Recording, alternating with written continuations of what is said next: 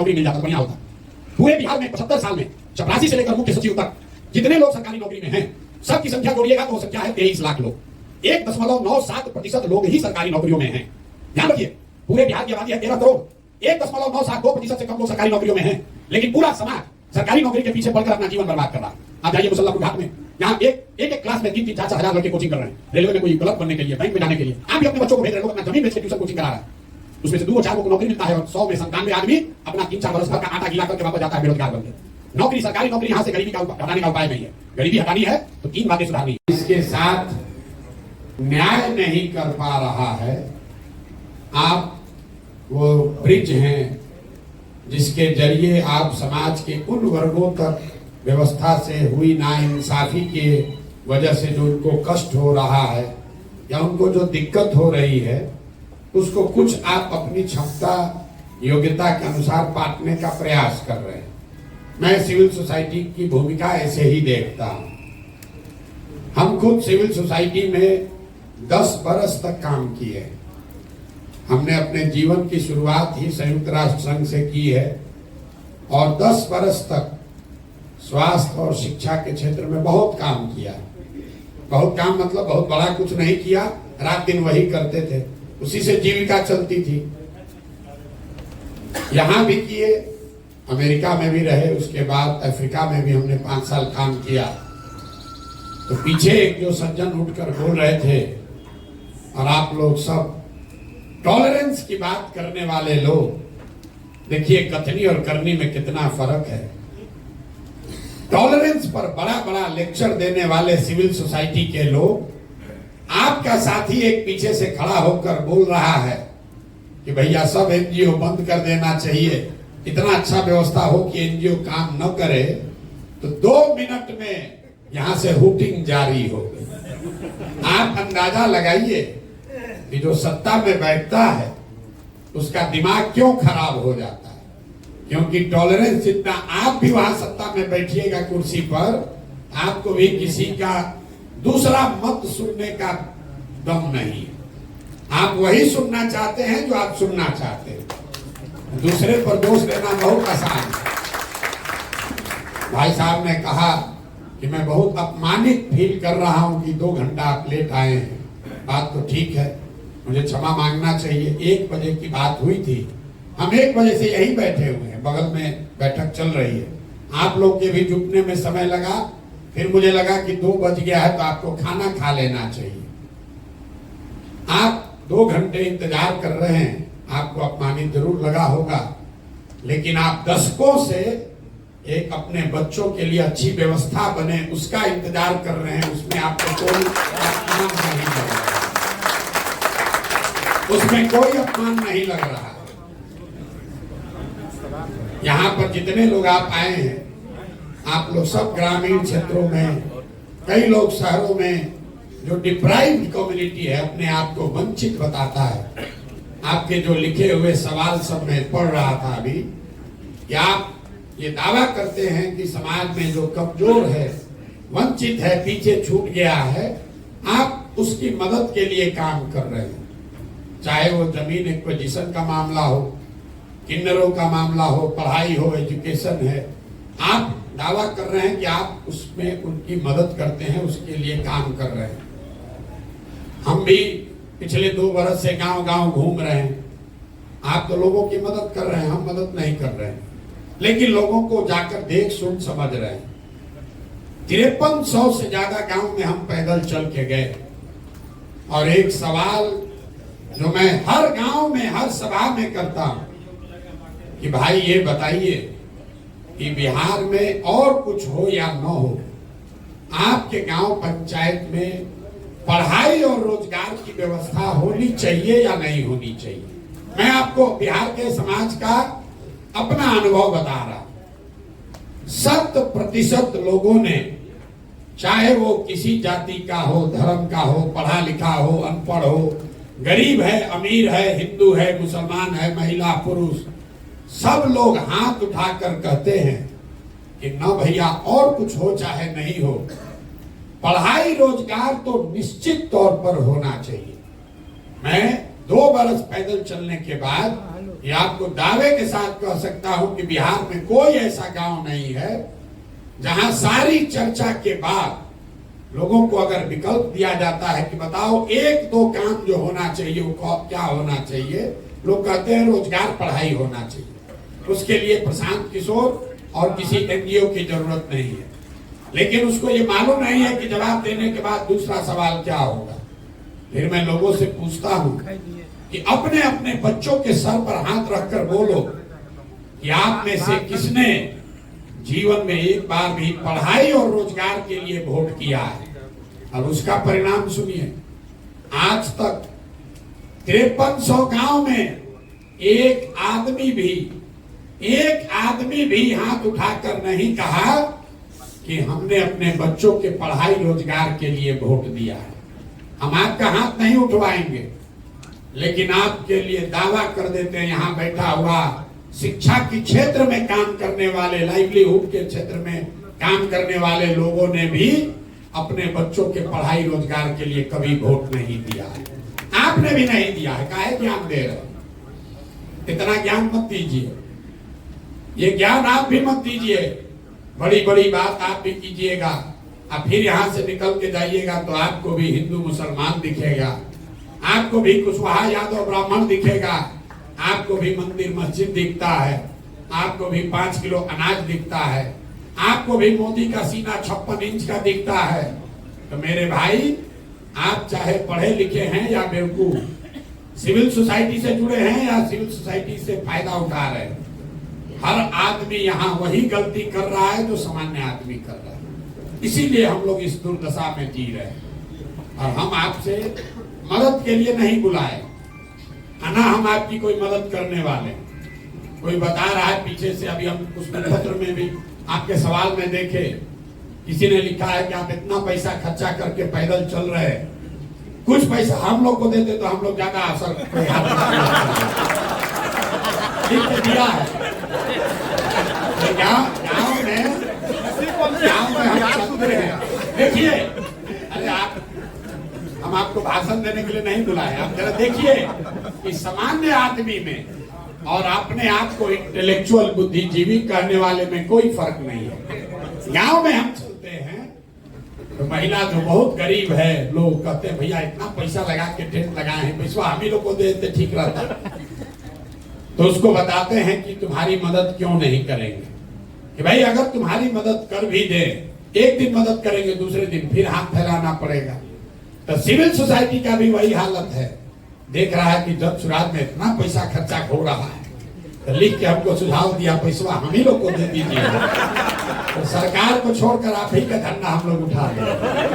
तो मेरे भाई, आपको पैसा देने के लिए नहीं बुलाए हैं, हम वो व्यवस्था बनाना चाहते हैं जहां आपको अपनी योग्यता, काबिलियत और समाज की जरूरत के हिसाब से संसाधन और प्रशिक्षण दोनों चीज मिले, ताकि आप समाज के कुछ लोगों का भला कर सके, समाज में सरकार के साथ मिलकर कुछ कर सके, सरकार और आपका आपस में वैमनस्यता न हो। इसलिए नहीं आप एजुकेशन में काम कर रहे हैं क्योंकि एजुकेशन व्यवस्था खराब है। ये वो बात लड़का जो कह रहा था पीछे, वो ठीक है, कहने का उनका तरीका अलग है। होना तो यही चाहिए कि पढ़ाई हो रही हो, और सिविल सोसाइटी की भूमिका ये है कि गुणवत्ता में और बेहतर सुधार करने में आप काम करें, न कि स्कूल में किताब बांटने के लिए काम करें। तो लड़के की भावना में कोई कमी नहीं है। सारा एनजीओ वाला कहा करते हमारा धंधे बंद कराने का बात कर रहे हैं। हम लोग रोजगार की बात कर रहे, तो हम लोग तो सबको बेरोजगार करने का बात कर रहा है। नहीं, उनका कहने का मतलब ये है कि अगर समाज की, सरकार की जो बेसिक जिम्मेवारी है, अगर सरकार वो पूरा करे, तो उसके आगे की जो सीढ़ी है उस पर आपका योगदान होना चाहिए। लेकिन जो भी हो, बिहार की जो स्थिति दुर्दशा है उससे आप और हम वाकिफ हैं। भाई साहब कह रहे हैं कि सीमांचल में बड़ा हालत खराब है, तो आप हमको बताइए मिथिलांचल में कौन बढ़िया है, चंपारण छपरा में कौन बढ़िया है कि सीमांचल का चिंता कर ले। हम पैदल चलते हैं, हर आदमी यही कहता है भैया पूरा बिहार बहुत गरीब है, पूरा बिहार में मधुबनी सबसे गरीब है, मधुबनी में बिस्फी सबसे करीब है। फिर वहां से दरभंगा गए तो कहता भैया पूरा बिहार में बहुत परेशानी है, लेकिन सबसे ज्यादा परेशानी दरभंगा में है। दरभंगा में भी सबसे ज्यादा परेशानी केवटी में है। जो जहां रह रहा उसको लग रहा भैया हम ही परेशान हैं, हम ही दबे हुए। हम आपको बता रहे पूरा बिहार इतनी दुर्दशा में जी रहा है। यहाँ प्रति व्यक्ति आय है 35,000 रुपया। 35,000 रुपया प्रति व्यक्ति आए। पटना और बेगूसराय 2 जिला को हटा दीजिएगा तो प्रति व्यक्ति आय है 25,000 रुपया साल में। उसमें धनी गरीब किसान व्यापारी सब शामिल है। 100 में 80 आदमी आज भी दिन में 100 रुपया 100 रुपया नहीं कमा रहा है। पढ़े लिखे लोग भी हमको पूछते हैं ये भैया इसे कैसे संभव है कि 100 रुपया नहीं कमा रहा है, यहाँ तो मजदूरी 300 रुपया हो गया। उसको बताते हैं कि भाई एक परिवार में एक आदमी मजदूर है, पति पत्नी बाल बच्चा लेकर 5 आदमी है, मजदूरी एक कर रहा है। अगर 300 रुपया भी मिला तो दिन में उसको 60 रुपया हुआ, और 30 दिन उसको मजदूरी नहीं मिल रही है, मजदूरी मिली 15 दिन, तो प्रति व्यक्ति कितना हुआ 30 रुपया। 100 में 80 आदमी बिहार में 100 रुपया भी प्रतिदिन नहीं कमा रहा है। अब हम लोग बात कर रहे हैं कि मिथिलांचल ज्यादा खराब है कि सीमांचल ज्यादा खराब है। भैया पूरा बिहार ही खराब है, इसलिए एक नए प्रयास की जरूरत है। अब आपने कुछ लोगों ने सवाल किया है जन सुराज पर काहे भरोसा करें भाई, आप अलग क्या कीजिएगा। बहुत लोगों ने लिख कर दिया, ये भी बात ठीक है, लेकिन इससे ज्यादा बेवकूफी वाला कोई सवाल भी नहीं हो सकता है। लोग हमसे पूछता है कि भैया ठगी, आपको हम मदद करने आए हैं लेकिन आप नहीं न ठगिएगा। अब आप बताइए कि हम शक्ल से इतना बेवकूफ दिखते हैं कि अगर हमको ठगना है तो पहले कहेंगे कि ठगेंगे। मतलब ऐसा कौन धरती पर बेवकूफ है जिसको ठगना है वो आकर ये कहे कि भैया हम तुमको ठगेंगे और फिर लोग ठगा जाएगा। जो हिंदी में शब्द है विश्वासघात, पहले विश्वास है फिर घात है। अगर आप विश्वास करोगे तभी तो घात होगा। रोड पर चलने वाला आदमी आप पर घात नहीं कर सकता है। तो ये सवाल ही बेमानी है कि आप पर कैसे भरोसा करें, करें कि न करें। लेकिन आपके पास भरोसा करने के अलावा चारा है कि नहीं, ये जरूर पूछना चाहिए। मान लीजिए कि किसी को आप जानते हैं जिसको ला इलाज बीमारी हो गई, 2-4-5 बरिस से उसका इलाज चल रहा है, उसमें सुधार नहीं हो रहा। अंग्रेजी में उसको हम लोग कहते हैं पैलिएटिव केयर, मतलब रोग खत्म नहीं होगा, आपका जीवन ठीक ठाक चलता रहे, इसके लिए ट्रीटमेंट होता है। डॉक्टर साहब से जाकर आप पूछ रहे हैं अरे भाई ये तो सुधरिए नहीं रहा, डॉक्टर ने कह दिया इलाज बीमारी है, इस पर अब कोई दवा काम नहीं करेगा। फिर एक दिन आप डॉक्टर साहब के पास पहुंचे, किसी ने बताया डॉक्टर साहब ने कि देखो एक दवा आया है नया, अभी ट्रायल में चल रहा है, हम गारंटी नहीं दे रहे, लेकिन अगर आप अनुमति दोगे तो ट्राई करके देखते हैं, 50% सफलता मिल भी सकता है, नहीं भी मिल सकता है। तब आप लोग सोच के बताइए कि एक दवा है जो एक्सपायर दवा है और एक दवा है जो कि अभी ट्रायल में नया नया आया है। एक तो मालूम है कि एक्सपायर दवा है, उससे तो कुछ होगा नहीं, खत्म हो गया कहानी। लेकिन जो ट्रायल में दवा आया है 50% चांस है वो सही भी हो सकता है, गलत भी हो सकता है। तो आप सारे बुद्धिजीवी लोग मिलकर क्या निर्णय लेंगे कि भैया चलो कम से कम 50% तो चांस है, तो जब सुराज वही 50% चांस है, क्योंकि जो यहाँ पहले से व्यवस्था है वो तो पूरा एक्सपायर है। अरे जिस राज्य में थोड़ा बहुत विकास होता वहां पर अगर कोई नया दल बनाए तो ये समाज का पूछना लाजमी है कि भाई हम इनको छोड़कर आपको क्यों दें। बिहार के आदमी को तो पूछना ही नहीं चाहिए क्योंकि आपके पास तो कुछ है ही नहीं है। जो पहले से 3 गो दल है वो आपका खून चूस लिया, दूह कर आपको खाली कर दिया। आपको तो कहना चाहिए भाई जो मिले वही कम से कम ट्राई करके तो देखते हैं। तो जन सुराज हम आपको ये गारंटी नहीं दे सकते हैं कि हम ही सही हैं, लेकिन इतना जरूर बता सकते हैं कि जो पहले से यहां 3 गो दल चल रहा है, जो व्यवस्था है, उसके मुकाबले इसमें जरूर कुछ बेहतर की संभावना हो सकती है। और वो संभावना इसलिए नहीं है कि उसको प्रशांत किशोर कर रहे हैं, वो संभावना इसलिए है कि आप जैसे हजारों सैकड़ों लोग मिलकर इसको बनाने का प्रयास कर रहे हैं।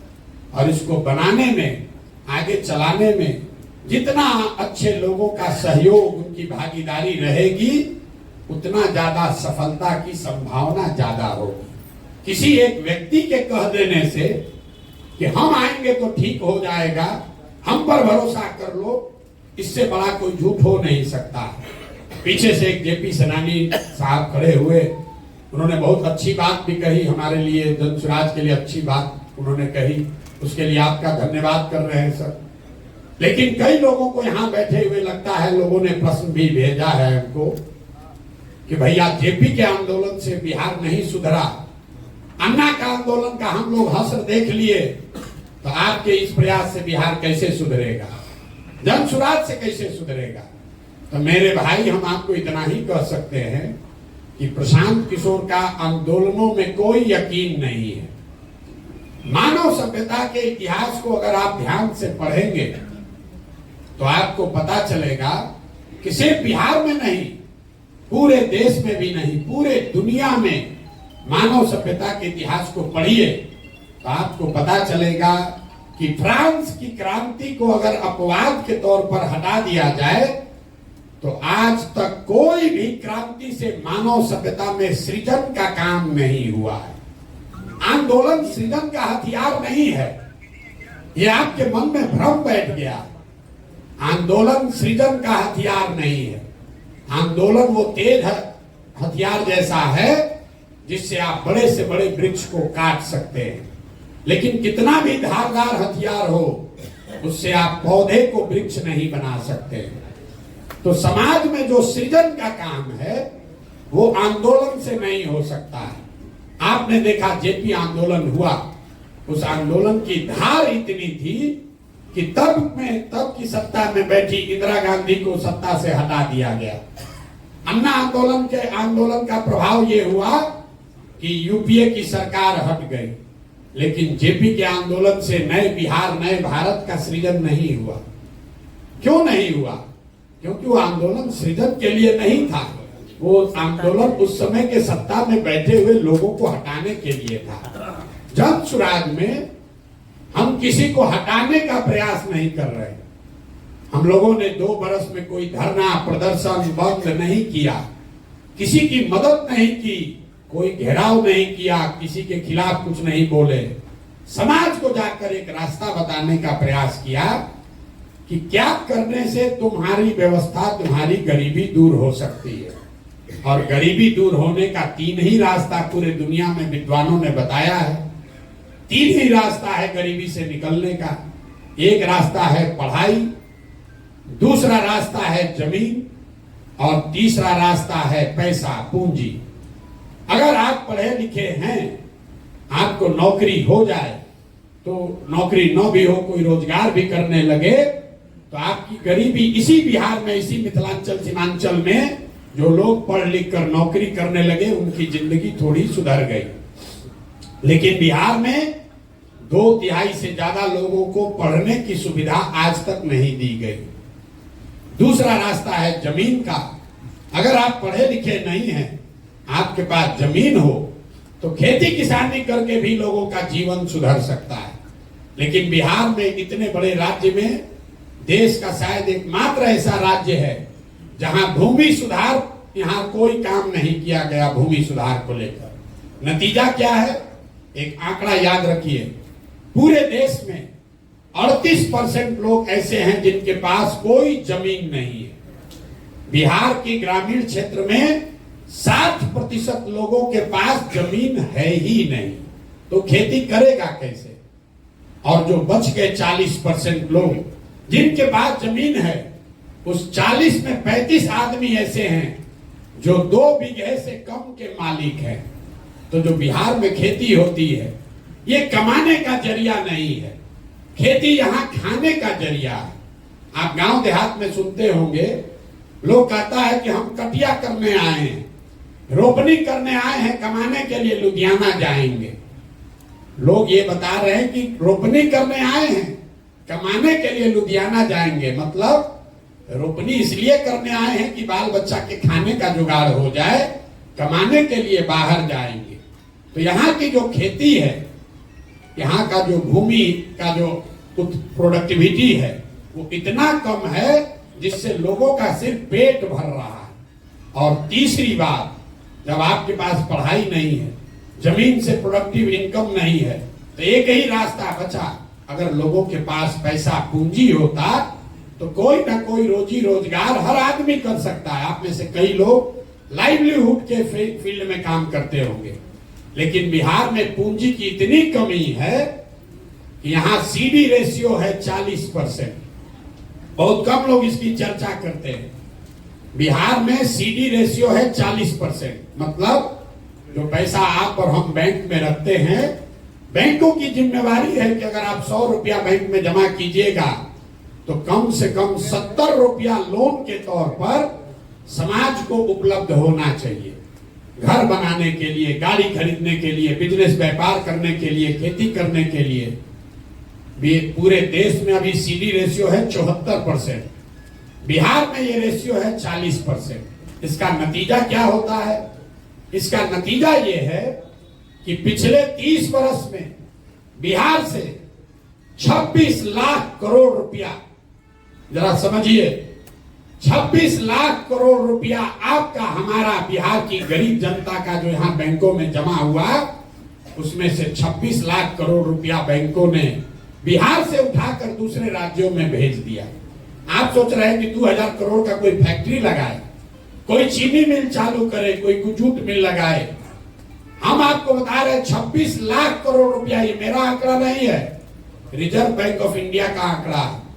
पिछले वर्ष यहाँ बिहार की गरीब जनता ने यहाँ के बैंकों में टोटल पैसा जमा किया 4,61,000 करोड़ रुपया, और 4,61,000 करोड़ में से 70% के हिसाब से कम 2,80,000 करोड़ रुपया बिहार के लोगों को मिलना चाहिए था, रोजी रोजगार के लिए, व्यापार के लिए, घर के लिए, गाड़ी के लिए। मिला कितना? 1,61,000, 1,61,000 करोड़। बाकी पैसा कहां गया? बाकी पैसा गया आंध्र प्रदेश, गुजरात, तमिलनाडु, केरल, कर्नाटक। वहां पर सीडी रेशियो कितना है? वहां पर सीडी रेशियो है 90, 95, 100, 105। अगर आंध्रा में बैंकों में 100 रुपया जमा हुआ, आंध्रा के लोगों को 105 रुपया कर्ज मिला। बिहार के लोगों ने 100 रुपया जमा किया तो हमको, आपको 40 रुपया मिला। आप अंदाजा लगाइए, बोलचाल की भाषा में समझिए, कहता है सीडी रेशियो क्या होता है। अगर आप जितने लोग आए हैं सबके पास मोटरसाइकिल, कार होगा, लेकिन अगर बैंक से आपको गाड़ी, मोटरसाइकिल के लिए लोन न मिले तो 90% आदमी गाड़ी, मोटरसाइकिल नहीं खरीद पाएगा। सबका लोन से ही आप मोटरसाइकिल खरीदे होंगे। वो पूंजी की उपलब्धता है कि आपके पास मोटरसाइकिल का ओनरशिप बढ़ा। जब पहले मोटरसाइकिल के लिए लोन नहीं मिलता था, गांव में 4 गो 5 गो मोटरसाइकिल था, अब हर महीने 1500 रुपया दीजिएगा, मोटरसाइकिल मिल जाता है। तो लोन की उपलब्धता, पूंजी की उपलब्धता से लोगों की लाइवलीहुड बढ़ी, उनकी मोबिलिटी बढ़ी। आप अंदाजा लगाइए, अगर 2.5 लाख करोड़ रुपया हर साल एक्स्ट्रा मिलने लगता तो कितने लोग अपना घर बड़ा बनाते, कितने लोग नई गाड़ियां खरीदते, कितने लोग नया रोजी रोजगार करते। यहाँ बहुत लोग अनुभवी बैठे हुए हैं। हम लोग के पिताजी के टाइम में जब घर बनता था, साल भर आप काम कीजिए, पैसा बचाइए, उसके बाद आदमी 2 गो कमरा बनाता है। फिर बेटा का ब्याह लगा करता है, इस पर पैसा जुगाड़े हैं, लिंटर करेंगे। लेकिन वही HDFC, स्टेट बैंक अगर आपको 20 लाख रुपया लोन दे दे तो आप पूरा घर बना लेते हैं और फिर EMI से पैसा वापस करते हैं। ये पूंजी की ताकत है। बिहार में गरीबी का मुख्य कारण यह है कि यहाँ गरीबी से निकलने के तीनों रास्ते जो आपके काम से जुड़ा हुआ है, शिक्षा, जमीन और पूंजी, इस तीनों की उपलब्धता नहीं होने की वजह से लोग गरीब हैं। और लोगों को लग रहा है सरकारी नौकरी, लोग यहाँ देखिए बहस क्या चल रहा है कि 10 लाख नौकरी देगा कि नहीं देगा। आपको एक और आंकड़ा दे रहे हैं, पूरे बिहार में चपरासी से लेकर, आप लोग एनजीओ सेक्टर में काम करते हैं, आप लोग की भी इच्छा है सरकारी नौकरी मिल जाता तो बढ़िया होता। पूरे बिहार में 75 साल में चपरासी से लेकर मुख्य सचिव तक जितने लोग सरकारी नौकरी में हैं, सबकी संख्या जोड़िएगा तो वो संख्या है 23 लाख लोग। 1.97% लोग ही सरकारी नौकरियों में हैं। ध्यान रखिए, पूरे बिहार की आबादी है 13 करोड़। 1.972% से कम लोग सरकारी नौकरियों में हैं, लेकिन पूरा समाज सरकारी नौकरी के पीछे पड़कर अपना जीवन बर्बाद कर रहा है। आप जाइए मुसल्लापुर घाट में, यहां एक क्लास में 3-4 हजार लड़के कोचिंग कर रहे हैं, रेलवे में कोई क्लर्क बनने के लिए, बैंक में जाने के लिए। आप भी अपने बच्चों को भेज रहे, लोग अपना जमीन बेच के ट्यूशन कोचिंग करा रहा है। उसमें से 2-4 को नौकरी मिलता है और 100 में 97 आदमी अपना 3-4 बरस घर का आटा गीला करके वापस जाता है बेरोजगार बन के। नौकरी, सरकारी नौकरी यहां से गरीबी का हटाने का उपाय नहीं है।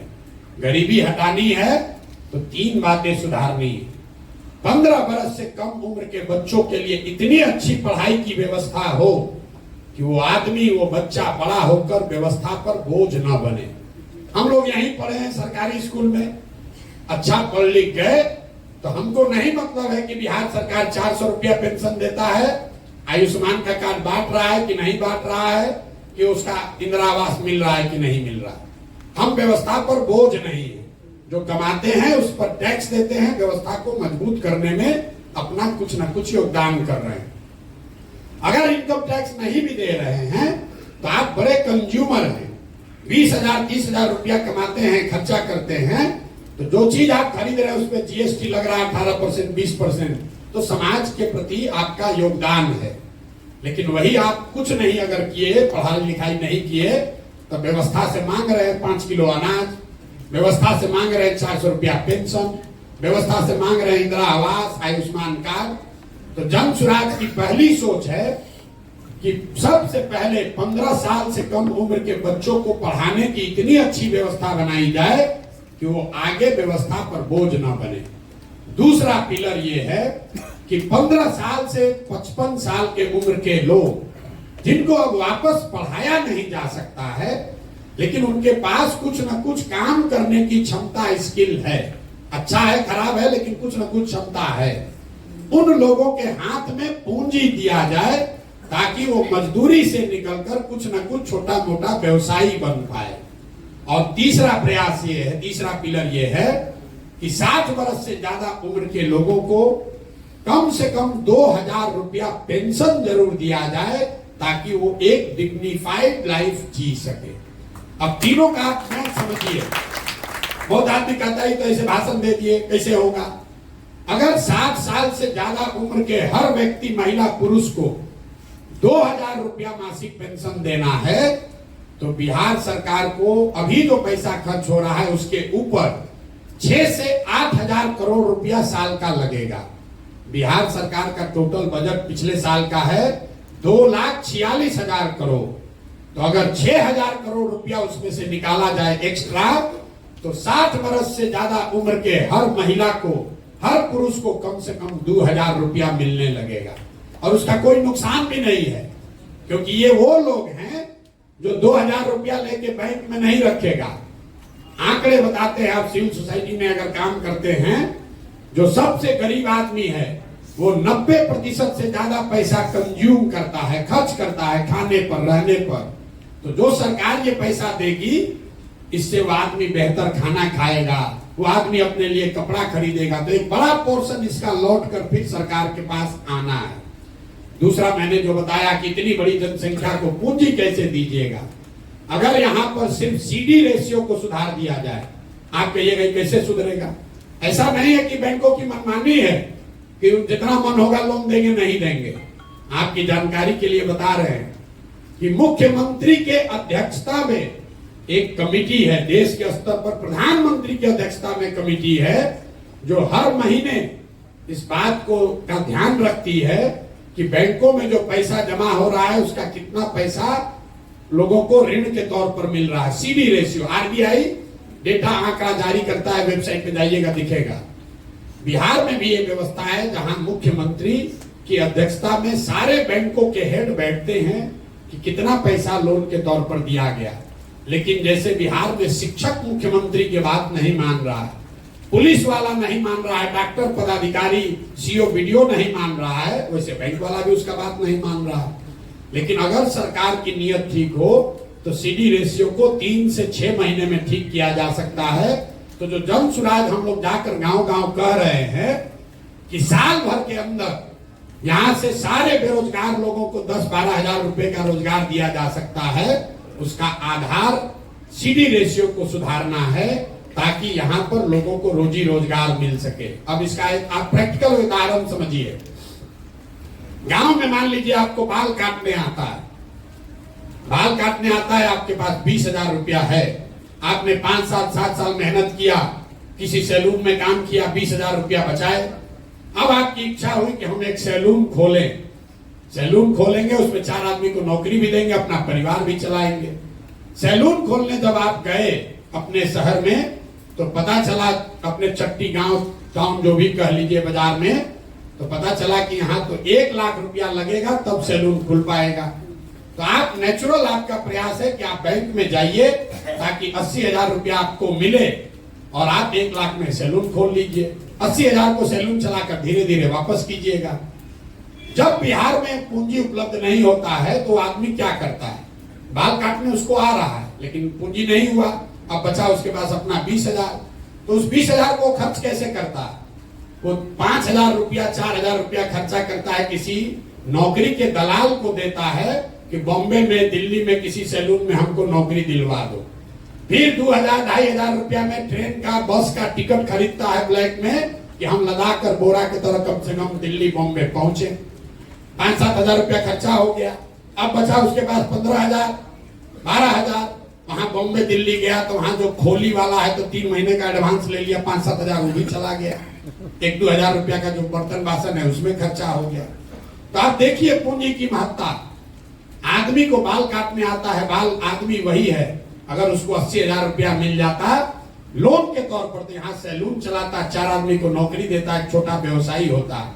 लेकिन वो 80,000 नहीं मिला तो बॉम्बे में दिल्ली में जाकर मजदूर बन गया, बाल वहां भी काट रहा है लेकिन वहां मजदूर के तौर पर काट रहा है, यहाँ छोटा व्यवसायी होता। तो हम लोग का जन सुराज की जो सोच है कि जो जवान लड़के हैं, जो नवयुवक हैं, उनको पूंजी उपलब्ध कराया जाए ताकि घर घर में रोजी रोजगार हो सके। जो महिलाओं के लिए हम लोग बात कह रहे हैं, इसी क्षेत्र में गुजरात को अगर आप पढ़िएगा ध्यान से, गुजरात की सामाजिक स्थिति को ध्यान से देखेंगे, सबसे ज्यादा सबसे पहले वहां पर प्रॉस्पेरिटी तब आई जब घर घर से दूध का कारोबार शुरू हुआ। यहाँ पर ये राय जी बैठे हुए हैं, कोऑपरेटिव के हैं, आज आए मिलने सुधा के, तो कह रहे हैं भैया अमूल वाला आके सब कैप्चर कर रहा है बिहार में, सब अमूल के लोग आकर कैप्चर कर रहे हैं। तो हम लोग बात कर रहे थे कि अमूल जो आपको देश का बड़ा कोऑपरेटिव दिखता है, आप में से ज्यादातर आदमी नहीं जानते होंगे, गुजरात का एक जिला है बनासकांठा। बनासकांठा डेयरी, एक जिले का डेयरी इतना बड़ा है कि अमूल से भी दुगना बड़ा है। पूरे महाराष्ट्र का दूध, जैसे आप देखते हैं ट्रेन से ये तेल का ढुलाई होता है, हर दिन महाराष्ट्र से पूरा रेक जाता है, महाराष्ट्र में सिर्फ बनासकांठा से वो रेक जाता है पूरा दूध भर के। तो जब वहां की महिलाओं को ऑपरेशन फ्लड के तहत पैसा दिया गया, घर घर लोगों ने भैंस गाय का व्यापार शुरू कर दिया, 50 लीटर 20 लीटर 30 लीटर दूध बेचने लगा, उससे लोगों को आमदनी बढ़ी। तो यहाँ पर महिलाओं को जो अभी सेल्फ हेल्प ग्रुप चला रहे हैं, जीविका के लोग, उसमें ब्याज का दर है करीब करीब 30% सालाना, क्योंकि हर महीने आपको ब्याज लगता है 2.25%। हम लोग कह रहे हैं कि नहीं, सालाना ब्याज का दर घटाकर कीजिए 4%। 4% के ब्याज के दर पर अगर महिलाओं को पैसा उपलब्ध करा दिया जाए तो यहाँ घर घर महिलाएं कुछ ना कुछ रोजी रोजगार कर पाएंगी। अब ये होगा कैसे? फिर पूछेगा पैसा कहां से आएगा? हम आपको बता रहे हैं, अगर 1 लाख करोड़ रुपया महिलाओं को ऋण देना है, 1 लाख करोड़ रुपया, तो इंटरेस्ट सबवेंशन में मतलब 4% ब्याज आप दे रहे हैं और सरकार अगर वो पैसा लेकर दे रही है तो सरकार को इंटरेस्ट लगेगा 9%। तो 5% का खर्चा या 6% का खर्चा सरकार को देना पड़ेगा। तो 5,000 करोड़ रुपया अगर सरकार खर्च करे तो उसकी ताकत पर लोगों को, समाज को 1 लाख करोड़ रुपया मिल जाएगा। और 1 लाख करोड़ का लोग अगर रोजी रोजगार करेगा तो उससे घर घर उसकी आमदनी बढ़ेगी, उससे रोजगार मिलेगा। ये सोच है हम लोगों की। तो ये जब तक ये तीनों काम नहीं होगा, शिक्षा, पूंजी और जमीन के प्रोडक्टिविटी के लिए जो हम लोग कह रहे हैं, बिहार में 1/3 जमीन उसका मालिकाना हक डिस्प्यूटेड है। अगर आप लोग गांव देहात में काम करने का अपने अनुभव का दावा करते हैं तो आपको मालूम होगा 1/3 FIR जमीन के विवाद से जुड़ा हुआ। जमीन का मालिकाना हक लोगों को पता नहीं है। अभी सरकार ने जो सर्वे अभियान शुरू किया है, ये समझिए कि घाव है उसको उखाड़ के और खराब करने का काम है। पूरे समाज में हमने पहले आदमी हम हैं जिसने कहा कि इससे पूरे समाज में घर घर में झगड़ा लगेगा, भ्रष्टाचार बहुत आगे बढ़ जाएगा। अब देखिए, अभी 1 महीना हुआ है, लोग बाप बाप चिल्ला रहे हैं और 2-3 महीना आते आते आप देखिएगा ये लैंड सर्वे को रुक जाना है। अगर नहीं रुका तो गोली बंदूक चलेगा, घर घर में आपस में लड़ाई होगा। नीतीश कुमार बिना सोचे समझे, बिना तैयारी के सर्वे करा रहा है। बिहार में भूमि सुधार अगर लागू करना है तो उसके लिए 5 वर्ष का समय चाहिए। और जो काम अंग्रेजों ने के समय में किया गया था, जब तक यहाँ के जमीन को पुनः फ्रेश फिर से उसकी मापी नहीं होगी, फिर से उसका मालिकाना हक नहीं तय किया जाएगा, तब तक ये वंशावली बनाकर और NOC लेकर आप बिहार में भूमि की परेशानी को दूर नहीं कर सकते हैं। इससे समस्या और बढ़ेगी। तो हम लोग का जो पूरा प्रयास है, शिक्षा, 15 साल से कम उम्र के बच्चों को इतनी अच्छी शिक्षा दी जाए कि वो व्यवस्था पर बोझ न बने। युवा जिसको पूंजी उपलब्ध कराया जाए ताकि वो अपने लिए रोजी रोजगार कर सके। और बूढ़े लोगों को हर हालत में कुछ सम्मानजनक जिंदगी जीने भर का मदद किया जाए। ये जनसुराज की सोच है। अब आप लोगों ने कुछ अपना ऐसा सुझाव नहीं दिया। पीछे से कोई एक लैंड एक्विजिशन को लेकर बोला है। लैंड एक्विजिशन को लेकर जो परेशानी यहाँ आ रही है, चौसा का बिंदु है, या आज हमें किसी ने नालंदा राजगीर की भी बात बताई है, जो एयरपोर्ट के लिए जमीन लिया गया है। इसमें जो कानून है, भूमि अधिग्रहण कानून बिल्कुल ठीक है कि जो मार्केट का रेट है उससे 4 गुना मिलना है। दिक्कत यह है, ऑपरेशनल दिक्कत यहाँ जमीन पर, भूमि अधिग्रहण किया गया 10 बरस पहले और उसका सेटलमेंट हो रहा है आज। तो विवाद लोगों को ये नहीं है कि हम जमीन देंगे कि नहीं देंगे। विवाद ये है कि जमीन का दाम 10 बरस पहले वाला देखकर 4 गुना किया जाए कि आज के भाव का 4 गुना किया जाए। सरकार का ये कहना है कि भाई अधिग्रहण तो 10 बरस पहले हो गया, प्रोजेक्ट पास हुआ 10 बरस पहले, बजट पैसा आया 10 बरस पहले के हिसाब से, आज मुआवजा बट रहा है। तो लोग जब बट रहा है तो कह रहा है कि आज के हिसाब से दो। और सरकार क्या कह रही है कि हम तो 10 वर्ष पहले के हिसाब से बजट किए हुए हैं, तो हम तुमको आज के हिसाब से कैसे देंगे। तो ये प्योरली ऑपरेशनल दिक्कत है, ये नीतिगत मामला नहीं है। देश में भूमि अधिग्रहण को लेकर कानून बना हुआ है। मोदी सरकार ने 3 बार उसको हटाने का प्रयास किया, वापस नहीं हटा पाए। वो कानून बना हुआ है कि आज के मार्केट रेट से 4 गुना आपको पैसा मिलना चाहिए, लेकिन जिस दिन जमीन का अधिग्रहण हुआ उस दिन के मार्केट प्राइस से, 20 वर्ष के बाद का नहीं। तो इसमें कुछ जो जमीन जिनका है उनका भी गलती है। जब जमीन मिला, जब अधिग्रहण हुआ तब पैसा लिया नहीं, सोचता बढ़ेगा तब लूंगा। फिर 5 वर्ष के बाद आके सरकार ले रहा है तो कह रहा है जिस दिन आपको अधिग्रहण की सूचना जारी हुई है उसी डेट के हिसाब से पैसा मिलेगा। और आप चाह रहे हैं कि अब आज हम उस पर साइन दे रहे हैं, कंसेंट कर रहे हैं, तो आज हमको पैसा मिले। तो ये इसमें ऑपरेशनल दिक्कत है, ये नीतिगत मामला नहीं है। बाकी और कोई सुझाव आपका विशेष हमने देखा नहीं। जनसुराज को लेकर आपने जो सवाल किए हैं, तो किसी ने ठीक कहा, जनसुराज पर जितने भी तरह के सवाल हैं उस सवाल का जवाब तो हम लोग हर दिन दे ही रहे हैं गांव गांव जाकर। आपकी क्या भूमिका होनी चाहिए, आपकी भूमिका क्या होनी चाहिए, उसके लिए मैं अक्सर एक ग्रीस के बहुत बड़े दार्शनिक हैं प्लेटो, उनका एक कोट बताता हूं। प्लेटो ने बहुत सैकड़ों साल पहले कहा, if you do not participate in democracy be ready to be ruled by your inferiors. मतलब अगर आप राजनीति में भागीदार नहीं बनिएगा तो इस बात के लिए तैयार रहिए कि कोई मूर्ख आदमी राजा बनकर आप पर शासन करेगा।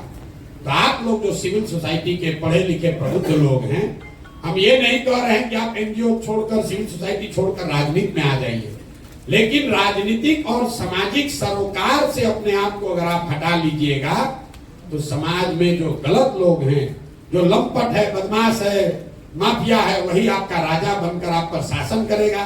फिर आप चाहे जितना डेमोन्स्ट्रेशन करते रहिए, जितना बार जाकर ज्ञापन दीजिए, बालू माफिया अगर शिक्षा मंत्री है तो वो शिक्षा के क्षेत्र में काम करने वाले एनजीओ से बात नहीं करेगा, उसको तो बालू से कमाने से फुर्सत होगा तब ना आपसे बात करेगा। अगर शराब माफिया स्वास्थ्य मंत्री हो जाएगा तो आप कितना भी ज्ञापन दे दीजिए, कितना आंकड़ा डेटा दे दीजिए, वो समझने वाला नहीं है। तो आपकी जिम्मेवारी ये है कि अपना काम करते हुए समाज को इस बात के लिए तैयार कीजिए कि भाई तुम अपने बच्चों के लिए वोट करो, अपने पढ़ाई रोजगार के लिए वोट करो। फिर मैं उसी आदमी की बात कहूंगा जो पीछे जिसके नाम पर आप लोग वोटिंग किए कि भैया हम एनजीओ चला रहे हैं, कितना दिन तुम्हारे बच्चा को पढ़ाएंगे।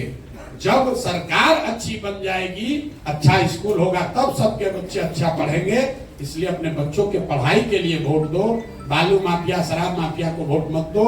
जाति के नाम पर मत बिको। जितने लोग आप हैं, आप भी अपनी ओर से प्रयास कीजिए। ये प्रशांत किशोर का अकेला अपना प्रयास नहीं है। ये प्रशांत किशोर कोई कर्जा नहीं खाए हैं बिहार का कि हम ही को करना है। ये आपकी, हमारी सबकी जिम्मेवारी है। मानवता का ये तकाजा है कि अगर आपका पेट भर जाए तो अपना पेट भरने के बाद अगर आपके पास कोई साधन, शक्ति, समय, व्यवस्था है तो जिसका पेट नहीं भरा है उसकी चिंता आप कीजिए। ये भी सिविल सोसाइटी का आपका मूल मंत्र है। अगर आप वो नहीं करते हैं तो बड़ी बड़ी बात कहने से कुछ नहीं होगा। कुछ ना कुछ योगदान कीजिए, थोड़ा कम कीजिए, ज्यादा कीजिए। पैसा और समय ये किसी के पास अपने जरूरत से ज्यादा नहीं है। अंबानी के पास भी पैसा उसके जरूरत से ज्यादा नहीं है, तभी तो रोज बिजनेस कर रहे हैं। तो ये समझना कि हमारा पास तो पैसा नहीं है, जब हो जाएगा तब करेंगे, हमारा पास तो समय नहीं है, जब समय रहेगा तब करेंगे, तो किसी के पास समय और पैसा ज्यादा नहीं होता है। आपको अपने जीवन में तय करना है कि जो हमारे पास है इसमें से कुछ न कुछ अपने समाज के लिए, अपने मिट्टी के लिए कुछ न कुछ हम अपना योगदान करेंगे। अगर आप जुड़कर कुछ करना चाहते हैं तो आपके और आपके बच्चों के सामने आएगा। जो हम लोग हिंदू धर्म में भी कहते हैं, जो कुछ भी आप करते हैं वो आपके और आपके बच्चों को मिलना ही मिलना है, उससे कोई नहीं, उसके लिए किसी कलगत व्यवस्था की जरूरत नहीं है। भगवान में, ऊपर वाले में हम लोग का भरोसा है। आप अच्छा करेंगे तो आपके सामने, आपके बच्चों के सामने वो अच्छा बनकर आएगा ही आएगा। आप यहाँ बैठे हैं, हम यहाँ खड़े होकर भाषण दे रहे हैं। किसी व्यक्ति ने, किसी समाज ने कहीं सरकारी स्कूल, मिशन स्कूल बिहार में बनाया था जहां से पढ़कर हम यहाँ पहुंचे हैं, तब तो खड़े होकर भाषण दे रहे हैं। अगर वो स्कूल, वो मिशन स्कूल नहीं किसी ने बनाया होता तो हम भी बिहार के किसी गांव में मजदूरी कर रहे होते। ऐसा मत समझिए कि आप और हम कोई दूसरों से ज्यादा बेहतर है। हमसे, आपसे बहुत अच्छी सोच रखने वाले लोगों ने अपने अपने स्तर पर कुछ न कुछ योगदान किया है, तभी आप और हम इस सभागृह में बैठकर चर्चा कर रहे हैं। तो आपकी, हमारी जिम्मेवारी है कि अगर ऊपर वाले की मदद से, दुआ से, ऊपर वाले की कृपा से इसी कुव्यवस्था में आप थोड़ा सा बेहतर हो गए हैं, आगे निकल गए हैं, तो आपकी, हमारी जिम्मेवारी है कि अपने हिस्से से एक छोटा अंश ही निकालकर समय से, संसाधन से, बुद्धि से, सलाह से समाज के लिए कुछ कीजिए। यही मेरी आपसे अपेक्षा है। आप लोग आए हैं समय निकालकर, आपका बहुत बहुत धन्यवाद। एक दो सवाल जो मैंने जानबूझकर छोड़ा है उसमें कोई बहुत महत्व नहीं है, फिर भी अगर आपका कोई और सवाल है तो आप सवाल कर सकते हैं। बहुत बहुत धन्यवाद।